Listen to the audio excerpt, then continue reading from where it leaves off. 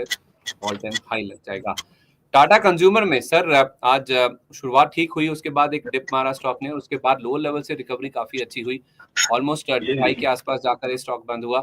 Revenue अच्छा बढ़े इनके 17% के आसपास। टाटा कंज्यूमर, हाँ, तो जितना अनुमान था उससे ज्यादा आए। अबिडा गिरा लेकिन अनुमान से ज्यादा था। मार्जिन में थोड़ी सी यहाँ टाटा कंज्यूमर में अगेन एफएमसीजी में बार बार मना कर रहा था कि बाई नहीं करना, और अगर एकदम कसम खा लिए एक ही स्टॉक बाई करना है तो टाटा कंज्यूमर ही था जो बार बार रिकमेंड किया था। आज भी पूरी फॉल को झेल के रिकवरी करके डे हाई पे क्लोज किया है। एवरेज वॉल्यूम 1.8 मिलियन का है। आज का इसका वॉल्यूम बना है 5.8 million, which is almost 200% of 50-day average volume. तो ये स्ट्रेंथ शो कर रहा है। जो हमारा प्रीवियस व्यू था कि यही स्टॉक सबसे पहले ऑल टाइम हाई बनाएगा एफएमसीजी में, उसको स्ट्रेंथ मिलती है। 1240 तक का टारगेट खुल रहा है। ओके, ठीक है सर। मेरे एक स्टॉक जो कि अवॉइड नहीं होता सर करने पर भी, वो है बजाज हाउसिंग फाइनेंस का, जिसके कल बाजार बंद होने के बाद नंबर्स आए, और नंबर्स के बाद ये शेयर वैसे खुला तो ऊपर था, काफी टाइम इसने सस्टेन भी किया फर्स्ट हाफ में, लेकिन बाद में सरेंडर कर दिए अपने गेंस। 137 रुपए तक चला गया था और क्लोजिंग हुई 132 रुपए के भी नीचे। नंबर्स ठीक थे, मुनाफा बढ़ा 54%, रेवेन्यू भी 26% बढ़कर आया, लेकिन हायर लेवल्स पे स्टॉक में प्रॉफिट बुकिंग हावी हो गई। तो इसमें सर और गिरावट के लिए वेट करें, जिसके पास है, या फिर जो फ्रेश खरीदारी करना चाहता है? 11 सेशन में अगर देखेंगे लो टू हाई 23.39% चल गया, मतलब 10 दिन के लोएस्ट लो को पकड़ेंगे और आज के हाई को पकड़ेंगे। 23.39% चल गया है, इसलिए प्रॉफिट बुकिंग आई है। वो भी इसलिए आई है कि 1,10,000 करोड़ का मार्केट कैप है, नहीं लार्ज कैप में फॉल करता है। लार्ज कैप स्टॉक अगर 10 दिन में 23% चलता है तो वहां करेक्शन आ जाता है, और वही हुआ है कि आज थोड़ी सी सेलिंग, ये कह सकते हैं प्रॉफिट बुकिंग आई है 23% चलने के बाद। अगर स्टॉक वैसे तो पॉजिटिव क्लोज हुआ है, क्लोज टू क्लोज बेसिस पे, हाई से जरूर नीचे आके क्लोज किया है, तो ये क्लियर कट है कि वीक लॉन्ग्स या जो मोमेंटम प्लेयर है वो अपनी प्रॉफिट बुकिंग कर रहे हैं।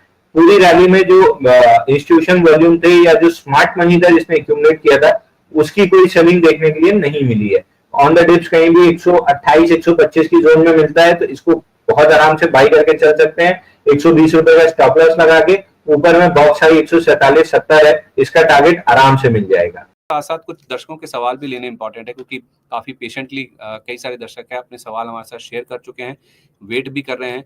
कुछ लोग ऐसे भी हैं जो अपना समर्थन भी भेज रहे हैं। उसमें ध्रुव पाठक जी का सवाल सबसे पहले लेना चाहूंगा सर। कह रहे हैं कि अदानी एनर्जी सोल्यूशन का रिजल्ट आ गया है, प्रॉफिट बुक कर लें क्या, और पैरादीप फॉस्फेट में प्रॉफिट बुक कर लें क्या? अदानी एनर्जी की जहां तक बात है, नंबर्स उनके बहुत सॉलिड आए हैं सर। नंबर्स में चौथी तिमाही का मुनाफा 79% ग्रो किया है साल दर साल, और रेवेन्यू में भी 35% का जंप देखने को मिला है। अब इन्होंने लेवल तो नहीं बताया है सर, लेकिन पूछ रहे हैं कि मुनाफा वसूली करें तो आई थिंक नीचे लिया हुआ है, मुनाफा हो रहा है इनको। देखिए 480 से स्टॉक ऑलमोस्ट 956 का जो टारगेट है उसको कंप्लीट करके उसके ऊपर सस्टेन कर रहा है। तो अगर ये 956 पे आज अटकता तो प्रॉफिट बुकिंग करनी चाहिए थी, लेकिन चूंकि नहीं अटक रहा, निकल रहा है और वॉल्यूम्स अच्छे हैं, तो एक बार के लिए आधी प्रॉफिट बुकिंग करें, आधे को थोड़ा सा एक्सटेंशन में प्ले करना ज्यादा बेटर आइडिया होगा, क्योंकि वैसे भी इस समय अपॉर्चुनिटी बहुत कम मिल रही है, और जो मिल रही है उसमें पूरा जूस निकाल लेना ज्यादा अच्छा होता है। तो 956 के ऊपर डिसाइसिवली तो नहीं कहूंगा, लेकिन हाँ क्लोज अच्छी आई है। मेरे ख्याल से आधी प्रॉफिट बुक करें, आधे स्टॉक को 1076 तक के लिए प्ले करना चाहिए। कल है दिग्गज रिलायंस इंडस्ट्रीज के नतीजे, उसमें मारुति के नंबर्स भी आएंगे, एल&टी फाइनेंस के भी नंबर्स इनफैक्ट कल आने वाले हैं।